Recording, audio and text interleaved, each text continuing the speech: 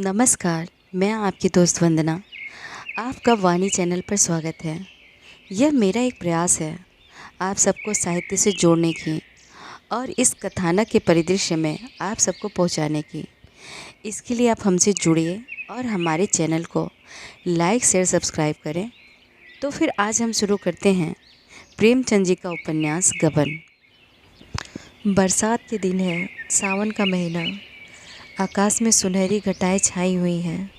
रह रह कर रिमझिम वर्षा होने लगती है। अभी तीसरा पहर है, पर ऐसा मालूम हो रहा है शाम हो गई है। आमों के बाग में झूला पड़ा हुआ है। लड़कियां भी झूल रही हैं और उनकी माताएं भी। दो चार झूल रही हैं, दो चार झुला रही हैं। कोई कजली गाने लगती है, कोई बारह मासा। इस ऋतु में महिलाओं की बाल स्मृतियाँ भी जाग उठती हैं।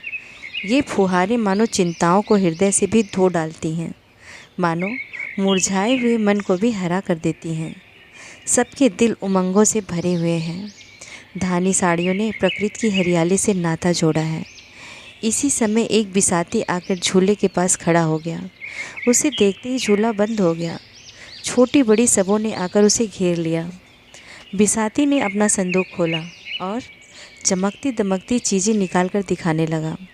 कच्चे मोतियों के गहने थे, कच्चे लेस और गोटे, रंगीन मोजे, खूबसूरत गुड़िया और गुड़ियों के गहने, बच्चों के लड्डू और झुनझुने। किसी ने कोई चीज़ ली, किसी ने कोई चीज़। एक बड़ी बड़ी आंखों वाली बालिका ने वह चीज़ पसंद की जो उन चमकती हुई चीज़ों में सबसे सुंदर थी।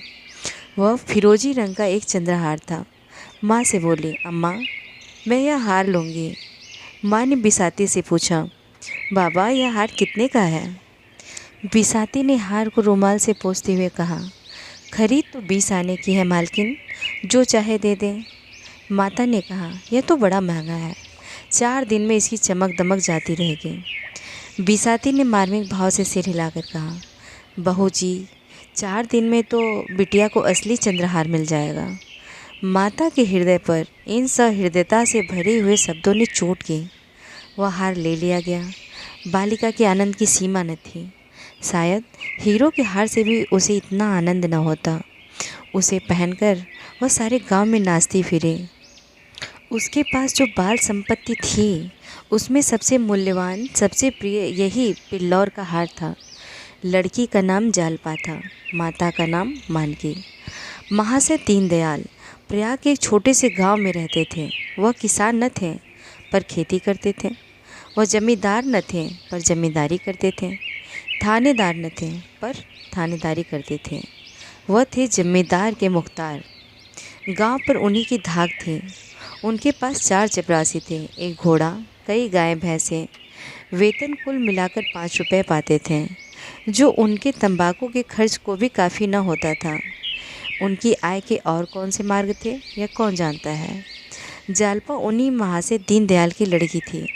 पहले उसके 3 भाई थे, पर इस समय वह अकेली थी। उससे कोई पूछता, तेरे भाई क्या हुए? तो बड़ी सरलता से कहती, बड़ी दूर खेलने गए हैं। कहते हैं मुख्तार साहब ने एक गरीब आदमी को इतना पिटवाया था कि वह मर गया था। उसके 3 वर्ष के अंदर तीनों लड़के जाते रहे। तब से बेचारे बहुत संभल कर चलते थे। फूंक फूंक कर पाँव रखते थे। दूध के जले थे, छाछ भी फूंक फूंक कर पीते थे। माता और पिता के जीवन में और क्या अवलंब। दीनदयाल जब कभी प्रयाग जाते तो जालपा के लिए कोई न कोई आभूषण जरूर लाते। उनकी व्यवहारिक बुद्धि में यह विचार ही न आता था कि जालपा किसी और चीज़ से अधिक प्रसन्न हो सकती है। गुड़िया और खिलौने वह व्यर्थ समझते थे, इसलिए जालपा आभूषणों से ही खेलती थी। यही उसके खिलौने थे। वह बिल्लौर का हार था जो उसने बिसाती से लिया था। अब उसका सबसे प्यारा खिलौना था। असली हार की अभिलाषा अभी उसके मन में उदय नहीं हुई थी। गांव में कोई उत्सव होता था या त्यौहार पड़ता तो वह उसी हार को पहनती। कोई दूसरा गहना उसकी आंखों में जचता ही न था। एक दिन दीनदयाल लौटे तो मानकी के लिए एक चंद्रहार लाए। मानकी को यह साथ बहुत दिनों से थी। यह हार पाकर वह मुक्त हो गई। जालपा को अब अपना हार अच्छा न लगता। पिता से बोली, बाबूजी मुझे भी ऐसा हार ला दीजिए। दीनदयाल ने मुस्कुराकर कहा, ला दूंगा बेटी। कब ला दीजिएगा? बहुत जल्दी। बाप के शब्दों से जालपा का मन न भरा। उसने माता से जाकर कहा, अम्मा जी, मुझे भी अपना सहार बनवा दो। माँ, वह तो बहुत रुपए में बनेगा बेटी। जालपा, तुमने अपने लिए बनवाया है, मेरे लिए क्यों नहीं बनवाती? माँ ने मुस्कुराकर कहा, तेरे लिए तेरी ससुराल से आएगा। यह हार 600 में बना था। इतने रुपए जमा कर लेना दीनदयाल के लिए आसान न था। ऐसे कौन बड़े ओहदेदार थे? बरसों में कहीं यह हार बनने की नौबत आई। जीवन में फिर कभी इतने रुपए आएंगे, इसमें उन्हें संदेह था। जालपा लजाकर भाग गए, पर यह शब्द उसके हृदय में अंकित हो गए। ससुराल उसके लिए अब उतनी भयंकर न थी। ससुराल से चंद्रहार आएगा, वहाँ के लोग उसे माता पिता से अधिक प्यार करेंगे। तभी तो जो चीज़ें ये लोग नहीं बनवा सकते वह वहाँ से आएगी। लेकिन ससुराल से ना आए तो? उसके सामने 3 लड़कियों के विवाह हो चुके थे। किसी की ससुराल से चंद्रहार तो ना आया था, कहीं उसकी ससुराल से भी ना आया तो? उसने सोचा, तो क्या, माताजी अपना हार मुझे दे देंगी, अवश्य दे देंगे। इस तरह हंसते खेलते 7 वर्ष कट गए। वो दिन भी आ गया जब उसकी चिर संचित अभिलाषा पूरी होगी। मुंशी दीनदयाल की जान पहचान के आदमियों में एक महाशय दयानाथ थे। बड़े ही सज्जन और सहृदय। कचहरी में नौकर थे और 50 रुपये वेतन पाते थे। दीनदयाल अदालत के कीड़े थे। दयानाथ को उनसे सैकड़ों ही बार काम पड़ चुका था। चाहते तो हजारों वसूल सकते थे, पर कभी 1 पैसे के भी रवादार नहीं हुए थे। दीनदयाल के साथ उनका यह सलूक न था, यह उनका स्वभाव था। यह बात भी न थी कि वो बहुत ऊंचे आदर्श के आदमी हो, पर रिश्वत को हराम समझते थे। शायद इसीलिए कि वो अपनी आंखों से इस तरह के दृश्य देख चुके थे। किसी को जेल जाते देखा था, किसी को संतान से हाथ धोते देखा था, किसी को दुर्व्यसनों के पंजे में फंसते। ऐसी उन्हें कोई मिसाल न मिलती थी जिसने रिश्वत लेकर चयन किया हो। उनकी दृढ़ धारणा हो गई थी कि हराम की कमाई हराम ही है। यह बात वह कभी नहीं भूलते। इस ज़माने में 50 रुपए की भुगत थी क्या? 5 आदमियों का पालन बड़ी मुश्किल से होता था। लड़के अच्छे कपड़ों को तरसते, स्त्री गहनों को तरसती, पर दयानाथ विचलित न होते थे। बड़ा लड़का 2 महीने तक कॉलेज में रहने के बाद पढ़ाई छोड़ बैठा। पिता ने साफ कह दिया, मैं तुम्हारी डिग्री के लिए सबको भूखा और नंगा नहीं रख सकता। पढ़ना चाहते हो तो अपने पुरुषार्थ से पढ़ो, बहुतों ने किया है, तुम भी कर सकते हो। रमानाथ में इतनी लगन न थी। इधर 2 साल से वो बिल्कुल बेकार था। शतरंज खेलता, सैर सपाटे करता और माँ और छोटे भाइयों पर रौब जमाता। दोस्तों की बदौलत शौक पूरा होता रहता था। किसी का चेस्टर मांग लिया और शाम को हवा खाने निकल गए। किसी का पंप शू पहन लिया, किसी की घड़ी कलाई पर बांध ली। कभी बनारसी फैशन में निकले, कभी लखनवी फैशन में। 10 मित्रों ने एक एक कपड़ा बनवा लिया तो 10 सूट बदलने का उपाय हो गया। सहकारिता का बिल्कुल नया उपयोग था। इसी युवक को दीनदयाल ने जालपा के लिए पसंद किया। दयानंद शादी करना नहीं चाहते थे। उनके पास न रुपए थे और न एक नए परिवार का भार संभालने की क्षमता। पर जागेश्वरी ने त्रिया हट से काम लिया और इस शक्ति के सामने पुरुष को झुकना पड़ा। जागेश्वरी बरसों से पुत्र वधू के लिए तड़प रही थी। जो उसके सामने बहुएं बनकर आई, वे आज पोते खिला रही हैं। फिर उस दुखिया को कैसे धैर्य होता? वह कुछ निराश हो चली थी। ईश्वर से मनाती थी कि कहीं से बात आए। दीनदयाल ने संदेश भेजा तो उसको आंखें सी मिल गई।